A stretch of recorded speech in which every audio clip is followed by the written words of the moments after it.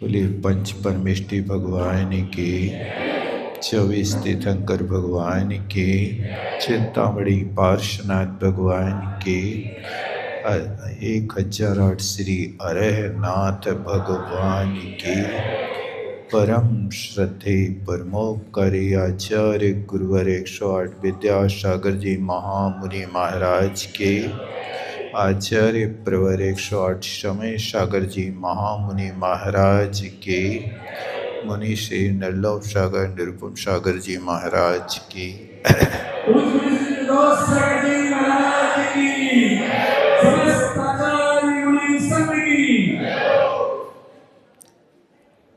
कल अपन ने देखा था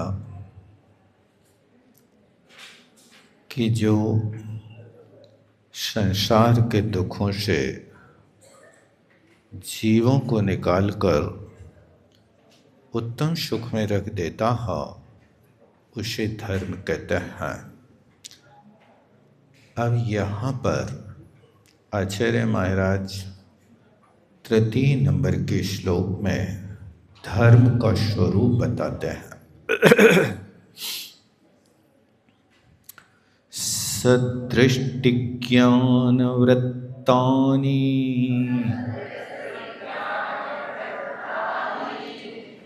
धर्मं धर्मेश्वरा विदुः यदि प्रत्यनीकानि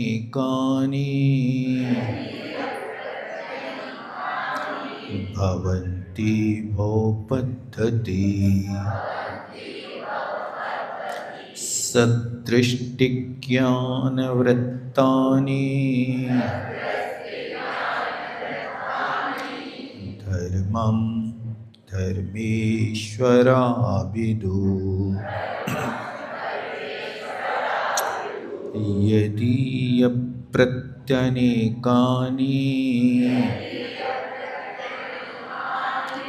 भवन्ति भवपद्धति। आप लोग पढ़ेंगे 2 बार।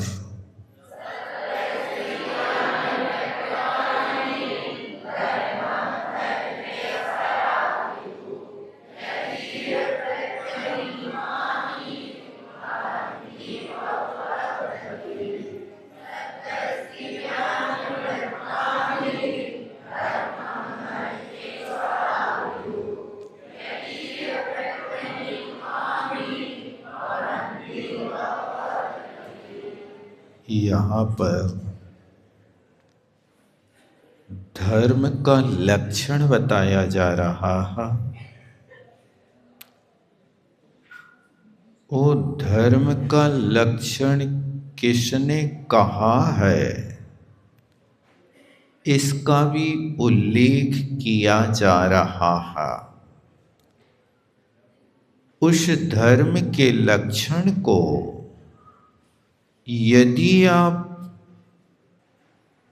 आचार्यों के द्वारा जैसा कहा है वैसा श्रद्धान ज्ञान और आचरण करते हैं तो वो धर्म होता है, और यदि उससे विपरीत करते हैं तो वो अधर्म कहलाता है। देखो इस श्लोक में सबसे पहले धर्मेश्वरः, पहली लाइन दूसरा चरण। धर्मेश्वर का अर्थ होता है जो धर्म के ईश्वर हैं। धर्म के ईश्वर तीर्थंकर परमात्मा हुआ करते हैं जिनके पास केवल ज्ञान रूप लक्ष्मी प्रकट हो गई, उनको धर्मेश्वरा कहते हैं। ये धर्मेश्वर ने कहा है। क्या कहा है? सदृष्टि ज्ञान वृत्तानि धर्मम विदु। शब्द के अर्थ को देखना, शब्द को पकड़ना। सदृष्टि, सद ज्ञान, सद वृत्तानि। सद शब्द तीनों के साथ जाना, दृष्टि के साथ, ज्ञान के साथ, वृत्ति के साथ। सत का अर्थ समीचीन होता है, सदृष्टि हो। चूंकि दृष्टि का अर्थ लोक में दर्शन होता है, देखना होता है, लेकिन जैन सिद्धांत में दृष्टि का अर्थ इस प्रसंग में श्रद्धान लगाना चाहिए। सदृष्टि माने सम्यक श्रद्धान। सम्यक श्रद्धान कहें या सम्यक दर्शन कहें।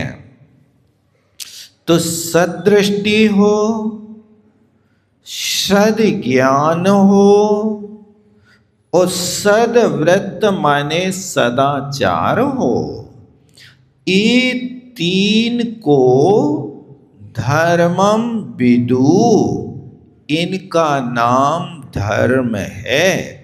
यानी सम्यक दर्शन, सम्यक ज्ञान, सम्यक चारित्र को धर्म कहते हैं। यदि प्रत्यनीकानि, यदि माने अगर ये प्रत्यनीक हो जाए, प्रत्यनीक माने उल्टे हो जाए, विरोधी हो जाए, तो प्रत्यनीकानि माने ये दर्शन ज्ञान चारित्र विपरीत हो जाए तो भव पद्धति भवंती, संसार की पद्धति का कारण है। बात समझ गए ना? दो मार्ग हैं, एक संसार मार्ग और एक मोक्ष मार्ग। मोक्ष मार्ग पर चलना है तो सम्यक दर्शन, सम्यक ज्ञान और सम्यक चारित्र को अपनाना होगा। और यदि संसार मार्ग में चलना है तो सम्यक दर्शन ज्ञान के विपरीत क्या हो जाएंगे? मिथ्या दर्शन, मिथ्या ज्ञान और मिथ्या चारित्र हो जाएंगे। आपसे कोई कहे कि आप सम्यक दृष्टि हो कि मिथ्या दृष्टि हो, क्या उत्तर देंगे? सम्यक दृष्टि हो ना? पक्का है? सम्यक दृष्टि है ना? कैसे अनुमान लगाया है आपने? क्योंकि हम देव शास्त्र गुरु के उपासक हैं। लेकिन कुगुरु को देव के भी तो उपासक हैं कि नहीं? कभी कभी वहाँ भी आठे पाँचे कार्य की सिद्धि, रात में 4 बजे जल ढारवे, आदि आदि कर लेते कि नहीं कर लेते हैं? नहीं करते हैं तो सम्यक दृष्टि है। और यदि श्रद्धा है कि देखो 50 वर्ष हो गए सांवलिया पारसनाथ को पूछते पूछते, 50 वर्ष हो गए, हे पारसनाथ मैंने तोरे ही भरोसे भंवर में नैया डाल दी। पारसनाथ आज तक नहीं सुन रहे। ऐसा लगता कि नहीं लगता? कभी कभी जब ज्यादा दुख हो जाता है, कार्य की सिद्धि नहीं होती है, डिप्रेशन में चले जाते हैं, दुकानदारी नहीं चलती है, अथवा लड़का बच्चा नहीं सुनते हैं, तो टेंशन हो जाता होता ना। तब लगता है कि पारसनाथ की हम इतनी भक्ति कर रहे हैं और पारसनाथ हमारी बिल्कुल नहीं सुन रहे हैं। ध्यान रखना कि आप वास्तव में पारसनाथ से अपेक्षा रख रहे हैं और आपको ये विश्वास है कि पारसनाथ भगवान मोक्ष में बैठे हैं। अब जिनके पास ना शरीर है, न जिनके पास चलने फिरने की अब कोई व्यवस्था है, अशरीरी भगवान पारसनाथ को तुमने नाव का खेवटिया बना दिया। अब वे वहां से मोक्ष से चल के वो तुम्हारी नाव किनारे लगा है। ठीक है ना? लग रहा है ऐसा? लगा है? लगा दें भगवान आ जाए, तुम्हारी बात सुन लें। हमने तो अभी तक ऐसा ही समझा था, भरपूर सुखी कर दोगे तुम, यह सोचे सन्मुख पड़ा रहा। हे भगवान, तुम हमें पूरा सुखी बना दे हो, हमें कुछ नहीं करना पड़ेगा, ऐसा सोच करके तुम्हारे द्वारे पे हम पड़े रहे आज तक। तुम्हारा काम होगा कि नहीं होगा? कुछ तुम्हें भी तो करना होगा। तुम्हारे सामने थाली लग के आ जाए, वो थाली तुम्हारे सामने रखी और तुम ऐसे बिल्कुल माला फेरते बैठे रहो भगवान की मुद्रा में, हे पारसनाथ हमारे मुंह में गिरास तो तुम्हीं को रखने पड़ है। हम तो हाथ से थाली से लेकर के मुख तक गिरास नहीं ले जा सकते। जब हम तुम्हारे सच्चे भक्त हैं तो भगवान को कर्तव्य है कि चलो भाई थाली से उठा के मुख में गिरास रख दो। अब पारसनाथ का कोई भक्त आके और तुम्हारे हाथ ने चले और वो मुख में रख भी देवे तो गुटक है कौन, बताओ गिरास का? फिर अब पारसनाथ से आशा कहो कि तुम ही गुटकाओ पारसनाथ, हमारे गले के भीतर तुम ही करो, हमारा पेट तुम ही भरो। कितना सहयोग चाहते हैं आप? पारसनाथ भगवान ने हमारे लिए दिव्य ध्वनि दे करके रास्ता हमारा साफ किया है, चलना आपको पड़ेगा। मैं सोचे सन्मुख खड़ा रहा, भरपूर सुखी कर दोगे। भरपूर सुखी तुम्हें स्वयं होगा। आपको स्वयं को अपना पुरुषार्थ करना होगा। वो पुरुषार्थ क्या है? जैसे भगवान ने कहा कि हे मानव, मिथ्या दर्शन का त्याग कर दो तो तुम सम्यक दृष्टि बन जाओगे। अब तुम त्याग ना करो तो इसमें पारसनाथ का क्या दोष है भाई साहब? भगवान ने तो बताया है ना रास्ता। अब वो त्याग तुम्हें करना कि नहीं करना? नहीं करोगे तो मिथ्या दृष्टि बने रहोगे, त्याग कर दोगे तो सम्यक दृष्टि बनोगे। इसी तरह मिथ्या ज्ञानी हो, अब मिथ्या ज्ञान को त्याग करके सम्यक ज्ञानी बनोगे। अब सम्यक ज्ञानी बनना है तो अभ्यास किसको करना पड़ेगा? बिना अभ्यास के कोई काम होता है? हर क्षेत्र में अभ्यास की जरूरत है। बिना अभ्यास के कार्य में सफलता नहीं होती है। इसलिए सम्यक ज्ञानी बनना है तो क्या करो? तत्वों का अभ्यास करो, अपनी साधना बनाओ तो ज्ञानी बनोगे। और चारित्र है, भगवान ने कहा है कि भैया तुम देश व्रत का पालन करो, घर में रह कर के भी अपने कार्य करते हुए भी जितनी शक्ति हो कीजिए शक्ति प्रमाण। शक्ति बिना श्रद्धा रखे। आपसे कोई ये नहीं कह रहा है कि आप मासोपास करो, आपसे कोई नहीं कह रहा कि आप एक एक पक्ष के उपास करो, आप रोज उपास करो, ये नहीं कह रहे। आप एकासन करो, ये नहीं कह रहे। आप कम से कम नियम बना लो कि आप दिन में एक बार खाएंगे कि 2 बार खाएंगे। देखो, छोटे छोटे से टुकड़ों में लिया हुआ नियम भी व्यक्ति को भगवान बना देता है। जैसे मान लीजिए दिन में कितने घंटे होते हैं? 24 घंटे होते हैं। अब 24 घंटे में यदि आपने रात्रि भोजन का त्याग कर दिया तो आपको वर्ष में 6 महीने के उपवास का फल मिल गया। एक उपवास करने में तो दिन में तरैया दिखाई देती हैं, होता ना ऐसा, मुश्किल पड़ता है। लेकिन यदि अपन को बिना उपवास करें उपवास का फल मिले तो ये योजना आपको अच्छी लगेगी कि नहीं लगेगी? यदि महीना में आपने रात्रि भोजन का त्याग कर दिया तो 15 दिन के उपवास का फल आपको मिल गया। दूसरा तरीका, आप दिन के 12 घंटा है, 12 घंटा है, दिन में खाओ, मना नहीं है, कितनी बार खाना।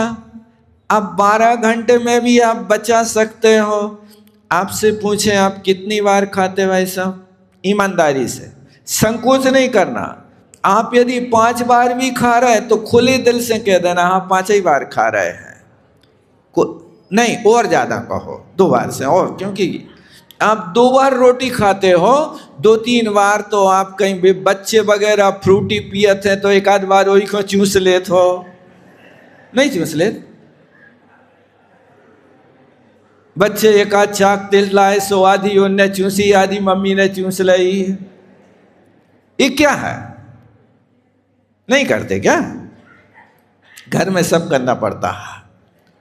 फेंकेंगे थोड़ी है। 5 रुपया की चॉकलेट लाया है तो 2 रुपया की उसने चूसी है तो 3 रुपया की नाली में फेंक देगा, नहीं मम्मी चूस लेगी वो तो देखो आप मान लीजिए 12 घंटे हैं। आप ऐसा करें कि आपने भोजन कर लिया या नाश्ता कर लिया, नाश्ता करने के बाद अब आगे कब तक आपको नहीं खाना है, कब तक मुंह जूठा नहीं करना। मान लीजिए 2 घंटे के लिए आपको मुंह जूठा नहीं करना तो 2 घंटे का त्याग कर लो। 2 घंटे बाद फिर खा लिया, 2 घंटे के बाद खा करके फिर त्याग कर दो 2-3 घंटे के लिए, जब तक नहीं खाना। समझ में आ रहा कि नहीं आ रहा? यानी एक दिन में यदि आपने 4 बार भी मुख जूठा कर लिया, 4 बार से ज्यादा तो नहीं होता होगा, 4 बार खा लिया, एक बार के खाने में कितना समय लगा है आपको? अच्छे से आराम आराम से खाना, बढ़िया कायोत्सर्ग पूर्वक खाना और कायोत्सर्ग पूर्वक त्याग करना।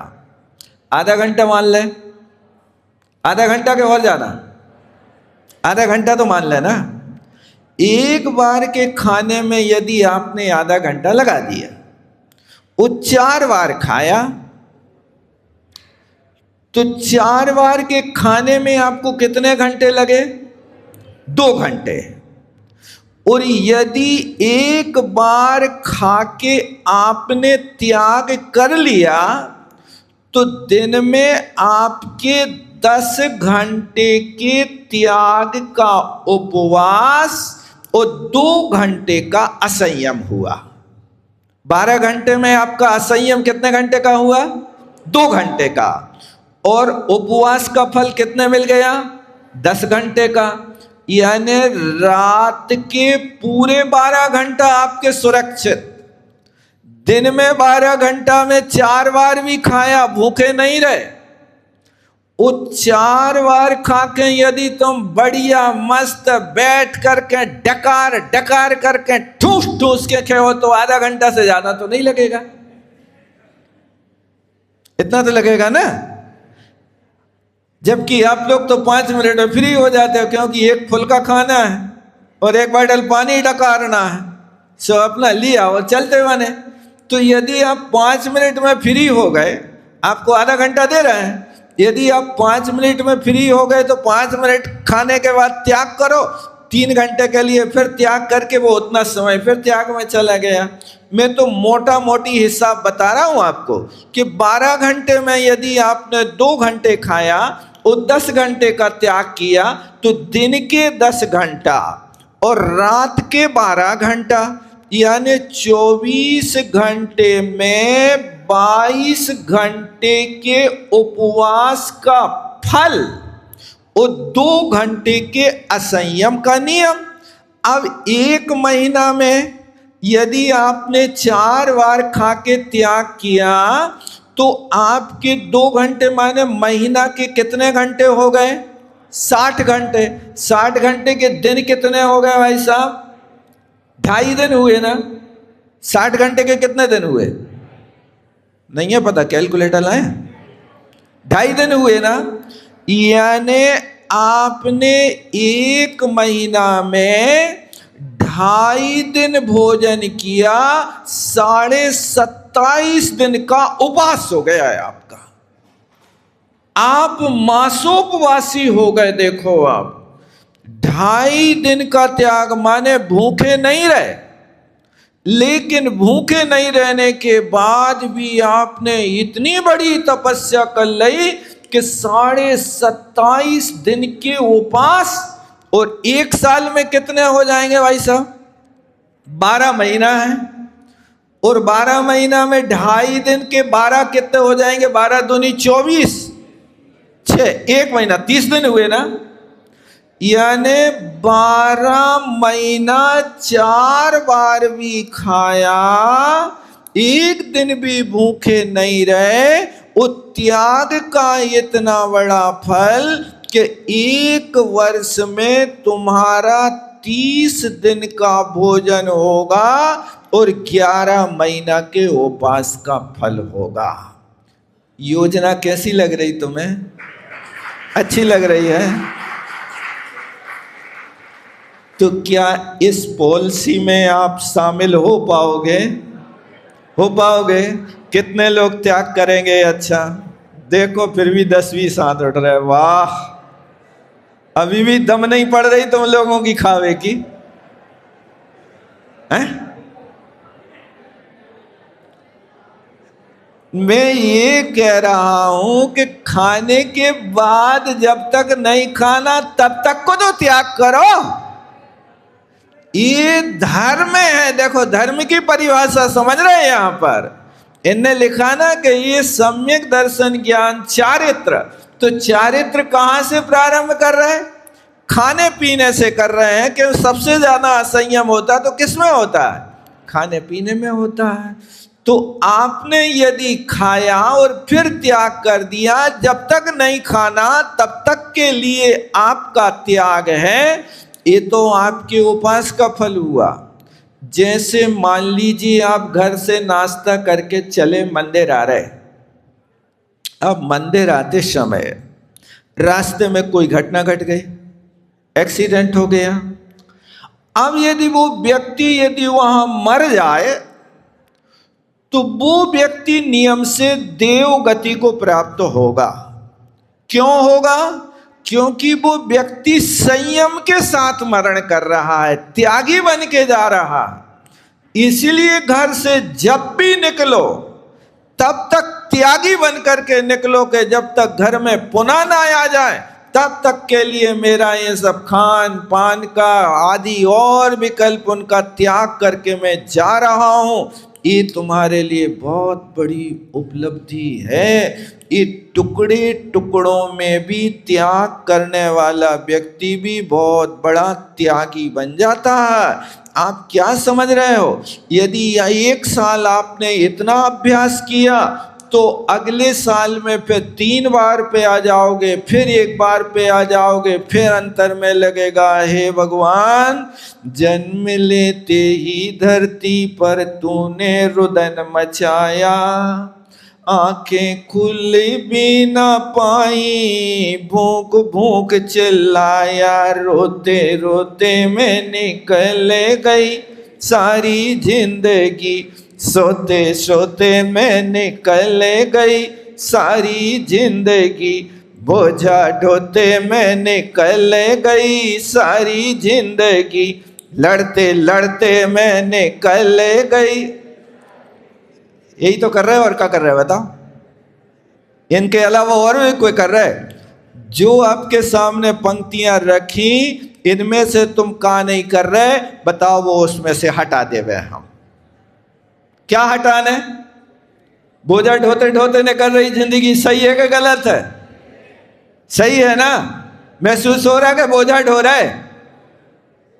ढो तो रही हो, का बात हो गई। इसलिए रोते रोते में निकल गई सारी जिंदगी, सही है कि गलत है?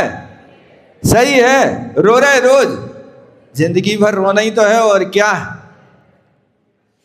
लोगों को लगता कभी कभी रोते हैं। अरे भैया, एक बार की बात है कि एक लड़का की शादी हो रही थी भाई साहब।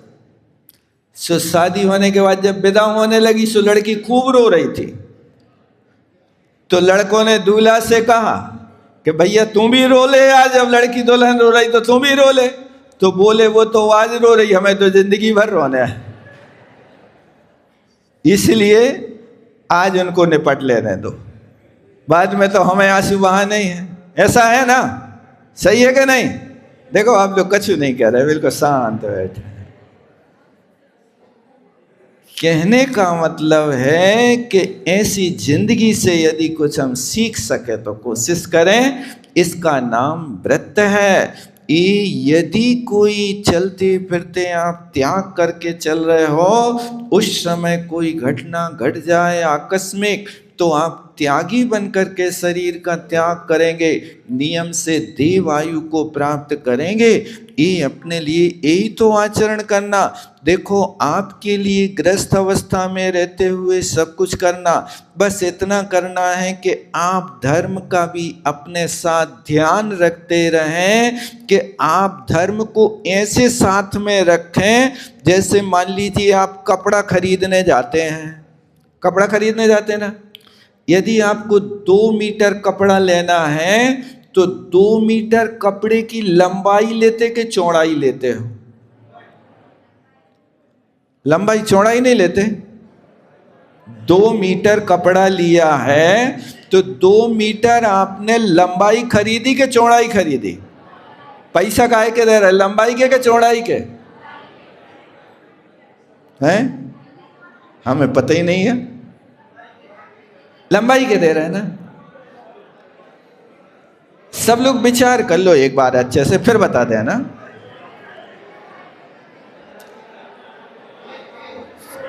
चलो हम बता देते हैं, सुनो अब शांति से। रोज तुम लोग एक करते हो लेकिन कुछ भी पता नहीं रहता है। देखो, बाजार में कपड़ा तो खरीद रहे हो, लंबाई खरीदी, चौड़ाई तो फ्री में मिल रही भाई साहब। चौड़ाई का कोई पैसा नहीं करता। कितने रुपया मीटर लोगे? 100 रुपया मीटर का कपड़ा है तो आपने लंबाई ले ली है, चौड़ाई का पैसा नहीं लगा। इसी तरह तुम्हारी जिंदगी में ये अवसर मिला कि गृहस्थ जीवन की लंबाई को पार करो, लेकिन धर्म की चौड़ाई को साथ में लेते चलो। चौड़ाई को छोड़ो नहीं, वो ही व्यक्ति धर्मात्मा होता है। अन्यथा क्या है, तुम्हें चौड़ाई का पता ही नहीं है कि चौड़ाई कितनी है। कभी चौड़ाई पूछते कि नहीं पूछते आप दुकानदार से कि 100 रुपया मीटर का कपड़ा दे रहे हो आप, 1 मीटर लंबा तो दे दोगे, चौड़ा कितना दोगे बताओ? 90 सेंटीमीटर होगा कि 100 सेंटीमीटर होगा कि 1 10 होगा कि 1 20 होगा? कितना होगा?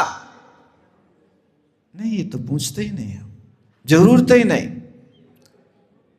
इस तरह से जैसे कपड़ा की लंबाई के साथ चौड़ाई साथ चल रही है, इसी तरह गृहस्थ जीवन के साथ में गृहस्थी की लंबाई को नापते हुए धर्म को चौड़ाई के साथ लेकर के चलो तो ये नर पर्याय सफल है। अन्यथा तो ताली बजा बजा करके गात रहो, नर्तन रतन अमोल, नर्तन रतन अमोल, इसे पानी में मत डालो, पानी में मत डालो। बस वैसे ही दशा हो रही कि वे वहाँ पर कबूतरों को समझा दिया कि बेटा कबूतर सुनो, ध्यान रखना, जंगल में शिकारी आता है, दाने का लोभ दिखाता है, जाल फैलाता है, हमें फंसना नहीं चाहिए। एक कबूतरों को सिखा दिया और वे गाते जा रहे सारे के सारे कबूतर कि जंगल में शिकारी आता है, जाल फैलाता है, दाने का लोभ दिखाता है, हमें फंसना नहीं चाहिए। और वे कबूतर पढ़ते जा रहा है और जहाँ दाना दिखा जाल बिछाता, जा कर के एक साथ झपट पड़े और सारे के सारे लोग जाल में फंस गए। अब जाल में फंसे बैठे बोई गा रहे हैं कि जंगल में शिकारी आता है, जाल फैलाता है, दाने का लोभ दिखाता, हमें फंसना नहीं चाहिए। इसी तरह से उन कबूतरों की तरह तुम्हें भी यहाँ बार बार सिखा रहे हैं कि गृहस्थी संसार सार है, संसार सार है, दर्शन ज्ञान चारित्र सार है। वो ही चीज तुम्हारे अंदर हो तो रही है कि वास्तव में संसार दुख में है, दुख में है, लेकिन यहाँ से बाहर निकलते और वही घोड़ा वही मैदान है, वही असंयम है, इसके अलावा कुछ नहीं। तुमने सुनाया, अच्छा लगा, हमारे पास, हम यहीं से जाएंगे, कपड़ा छरा के चले जाएं कि जितने भी पुण्य वर्गणाएं बनी हो ये तहीं चढ़ जाएं, घर के यहाँ के बाहर ना जा पाए। ऐसा है। धर्म को इस तरह से अपनाना, इसका नाम धर्म है। यदि ये नहीं होगा तो इससे विपरीत होगा, इसका नाम अधर्म है। अब आगे देखो, धर्म का लक्षण बताने के बाद अब सम्यक दर्शन का लक्षण बताते हैं। जो मूल चीज है वो सम्यक दर्शन कैसे होता है, क्या करना पड़ता है, इसके लिए अगला श्लोक, श्रद्धानम परमार्थाना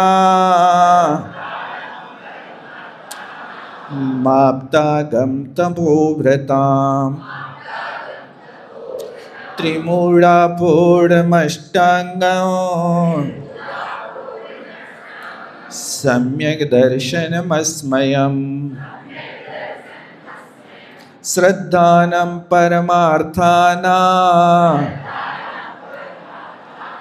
माप्तागं तपोव्रताम् त्रिमूढ़ापूर्णमष्टांगं सम्यक् दर्शनमस्मयम्।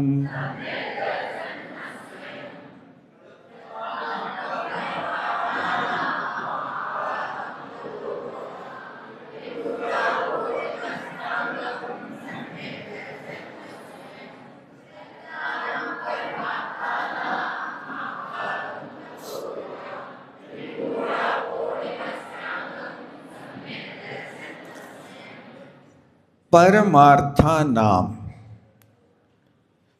परमार्थ का अर्थ होता है सच्चे।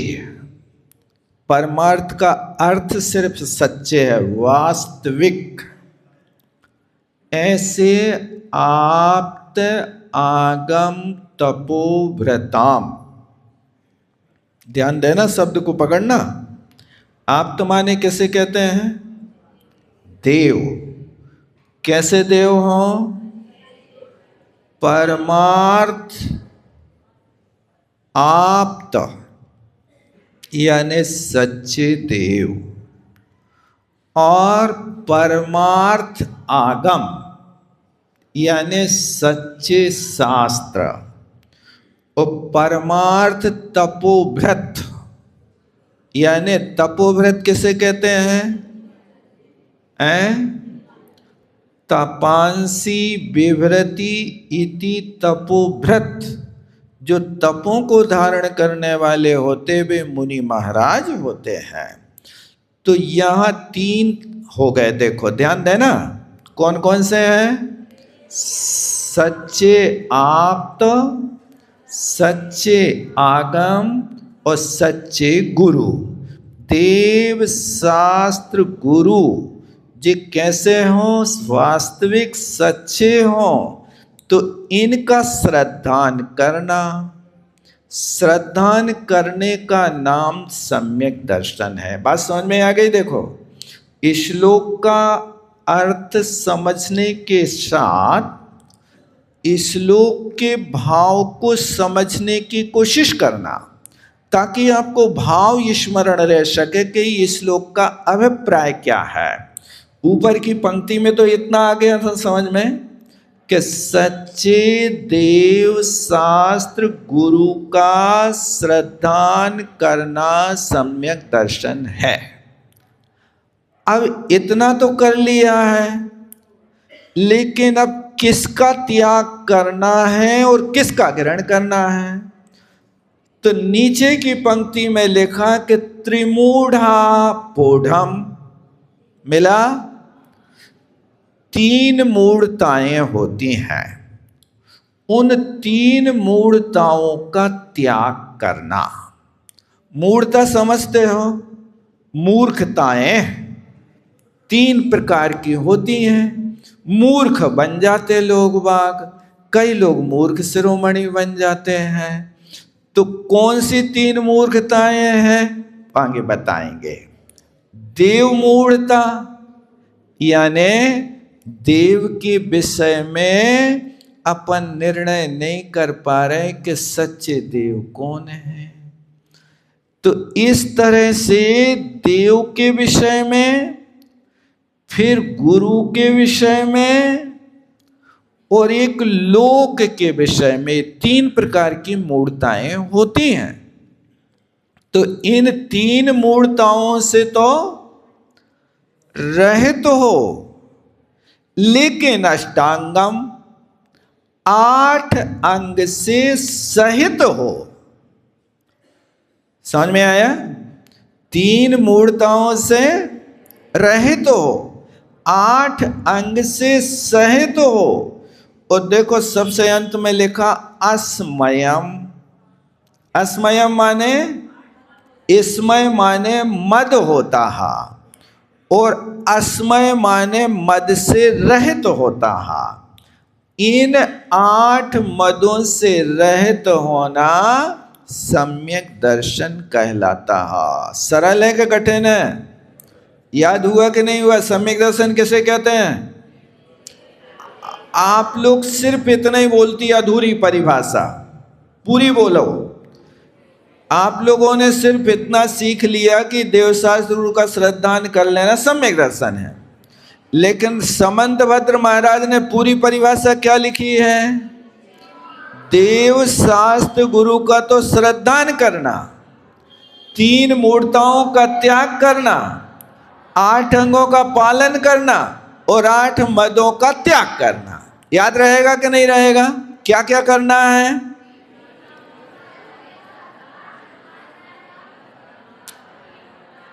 अच्छा ध्यान दो। अब सम्यक दर्शन में किसको पालन करना और किसका त्याग करना?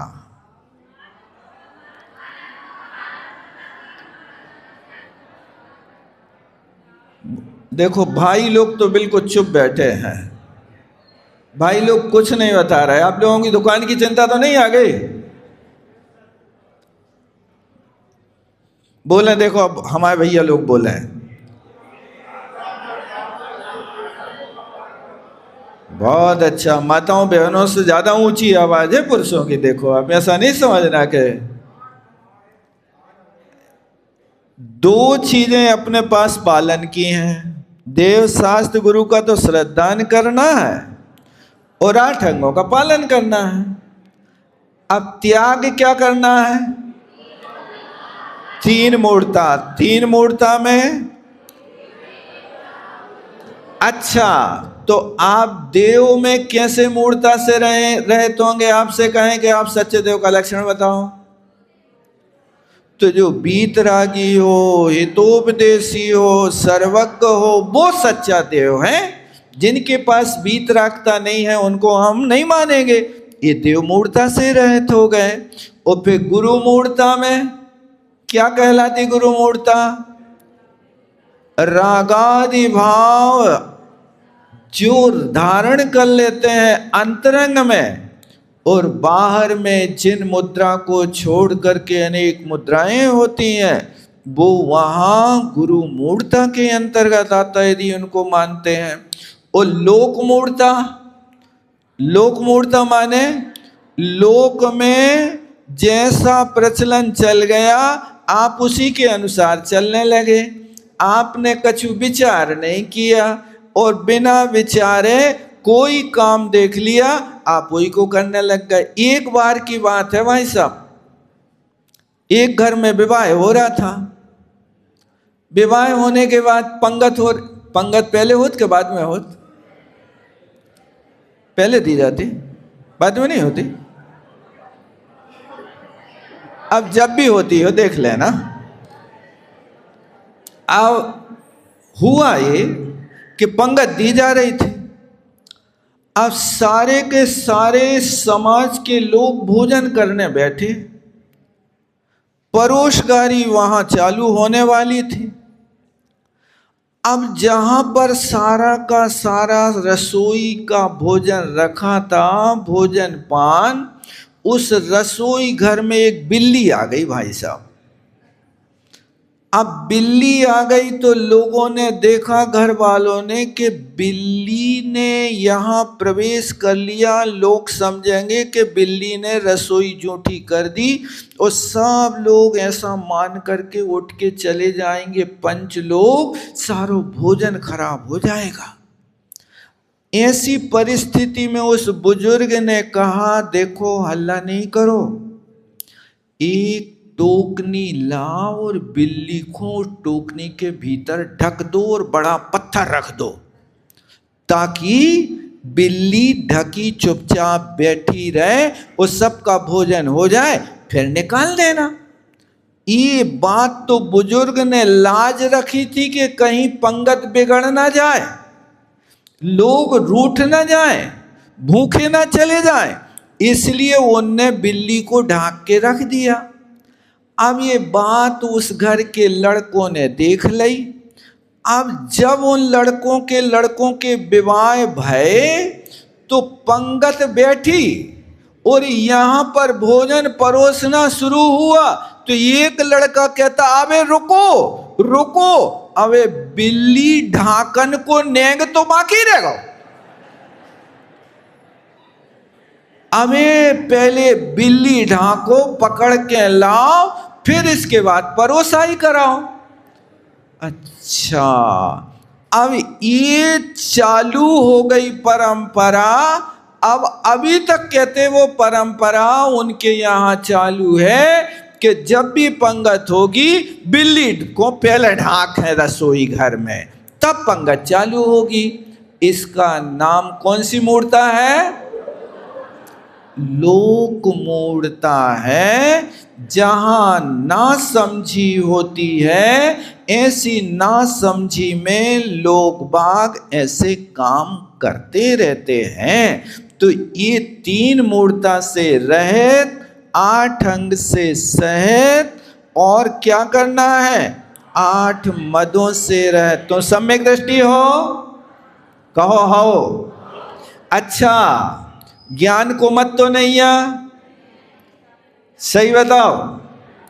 मान लीजिए आपकी बहू आई नई नई और उसने अभी रोटी बनाई और जला के रख दी, तो कैसा उपदेश दोगे बताओ? तुम कुछ नहीं जानती हो, पागल हो, रोटी बनाकर सीख के नहीं आई, तुम्हारे बाप मतारी ने रोटी बनाना नहीं सिखाया, हम तो ऐसी रोटी बना दें कि बिल्कुल बतासा सी फूलती रहती है। ये काय का मद है? काय का मद है? ज्ञान का मद है। तुम रोटी बनाना जानती हो, बेचारी वो नहीं जानती, अभी कॉलेज से निकल के आई है, तुम उसके सामने अपनी ज्ञान की पंडिताई फेंक रहे हो। वो इंग्लिश में कोई एक आध वाक्य वही छोड़ दे, सो तुम्हें पता चल जाए कि क्या पूछ रहे हैं। तो ये ज्ञान का मद कहलाता है। उसको डांटो नहीं, बेटा ऐसी रोटी बनाई जाती है, तवा पे डाली जाती पटापे से उठा के।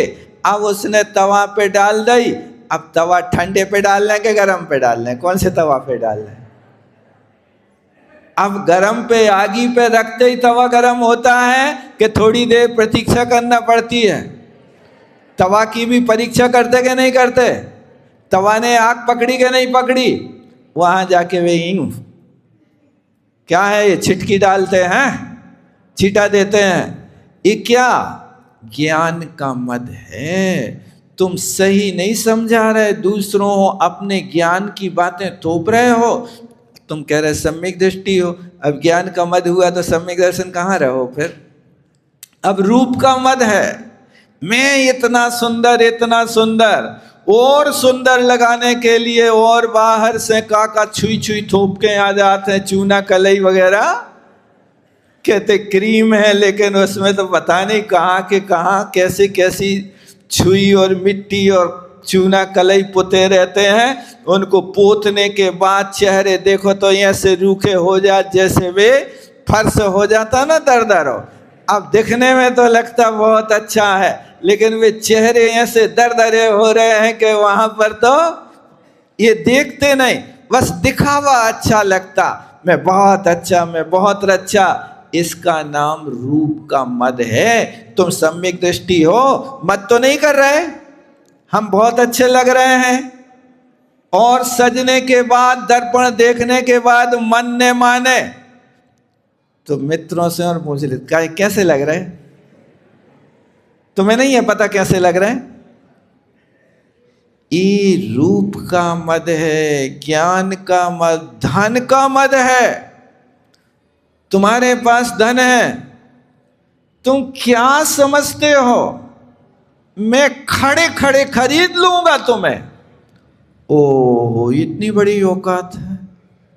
ये धन का मद है। तो देखो, सम्यक दृष्टि बनने के पहले आत्मनिरीक्षण करना।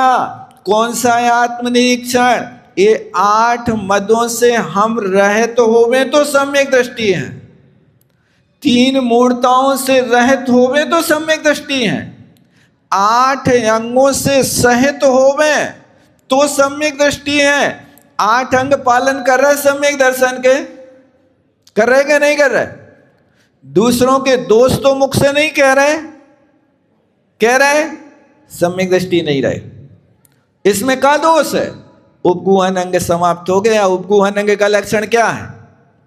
निज गुण अरु परोगुण ढाके, अपने गुण ढाको और दूसरों के दोष ढाको, इसका नाम होता है सम्यक दृष्टि। अब शेष चर्चा आगे अपन करेंगे, समय हो रहा है। कुछ और विशेष बातें बताना थी, लेकिन आप लोग समय पे नहीं आ पा रहे, 7:45 बजे शुरू नहीं हो पा रही तुम्हारी क्लास, इसलिए आज यहीं रखते हैं। बोलो आचार्य गुरुवर विद्यासागर जी महाराज की। जावाणी के ज्ञान शेषु जलो कालो, हे जिनवाणी भारती तो जपो दिल रे, जो तेरो शरणा गए शो पावे सुख चैन। देव भजो अरहंत को गुरु सेवो निर्ग्रंथ, दया धर्म पालो सदा यही मोक्ष का पंथ।